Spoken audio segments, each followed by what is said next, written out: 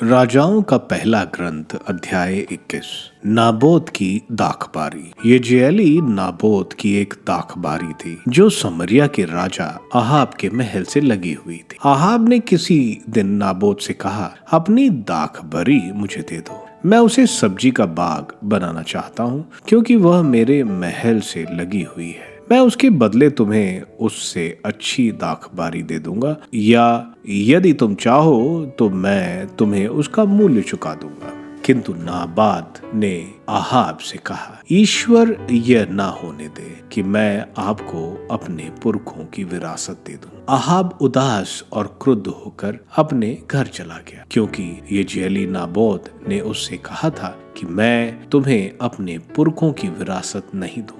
उसने अपने पलंग पर लेटकर मुंह फेर लिया और भोजन करने से इनकार कर दिया। उसकी पत्नी इजबेल ने उसके पास आकर पूछा, आप क्यों उदास हैं और भोजन करना नहीं चाहते? उसने उत्तर दिया, मैंने यिज्रेली नाबोत से कहा, रुपए लेकर मुझे अपनी दाखबारी दो, या यदि तुम चाहो तो मैं उसके बदले तुमको एक दूसरी दाखबारी दे दूंगा। उसने उत्तर में कहा, मैं आपको अपनी दाखबारी नहीं दूंगा। इस पर उसकी पत्नी इजबेल ने कहा, वाह, आप इजराइल के कैसे राजा हैं। उठकर भोजन करें और प्रसन्न हो, मैं आपको यिज्रेली नाबोत की दाखबारी दिलाऊंगी। उसने अहाब के नाम से पत्र लिखे, उन पर उसकी मोहर लगाई और उन्हें नाबोत के नगर में रहने वाले नेताओं और प्रतिष्ठित लोगों के पास भेज दिया। उसने पत्रों में ये लिखा, उपवास घोषित करो और लोगों की सभा में नाबोत को प्रथम स्थान पर बैठाओ। तब उसके सामने 2 गुंडे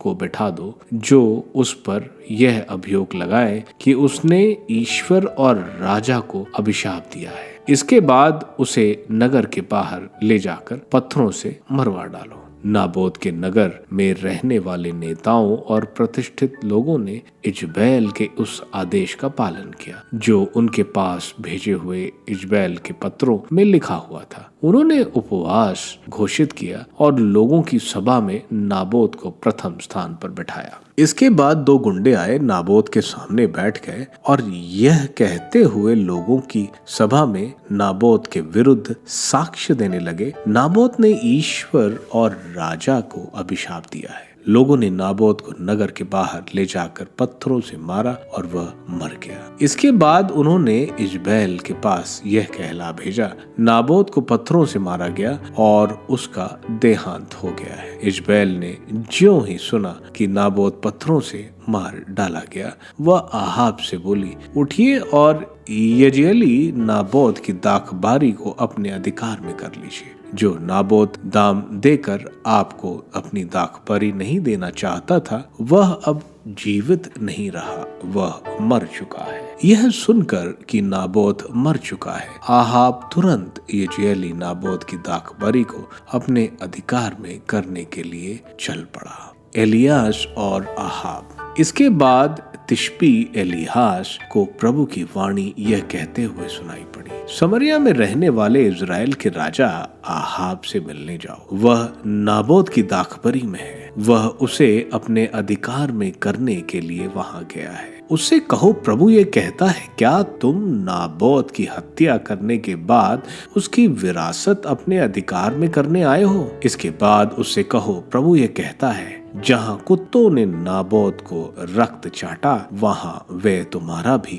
रक्त चाटेंगे। अहाब ने एलियास से कहा, मेरे शत्रु, क्या तुम फिर मेरे पास आ गए? उसने उत्तर दिया, मैं फिर आया हूँ, क्योंकि जो काम प्रभु की दृष्टि में बुरा है, तुमने वही करने का निश्चय किया है। इसलिए मैं तुम पर विपत्ति ढाऊंगा और तुम्हें मिटा दूंगा। अहाब के घराने में जितने पुरुष हैं, मैं इजराइल में से उन सब का अस्तित्व समाप्त कर दूंगा, चाहे वे दास हों चाहे स्वतंत्र। मैंने नाबाट के पुत्र यरोबाम के घराने और अहिया के पुत्र बाशा के घराने के साथ जो किया, वही तुम्हारे घरानों के साथ करूंगा, क्योंकि तुमने मेरा क्रोध भड़काया और इजराइल से पाप करवाया है। इज़बेल के विषय में प्रभु यह कहता है, यिज्रेल की चार दीवारी के पास कुत्ते इज़बेल को खाएंगे। आहाब के घराने का जो व्यक्ति नगर में मरेगा वह कुत्तों द्वारा खाया जाएगा,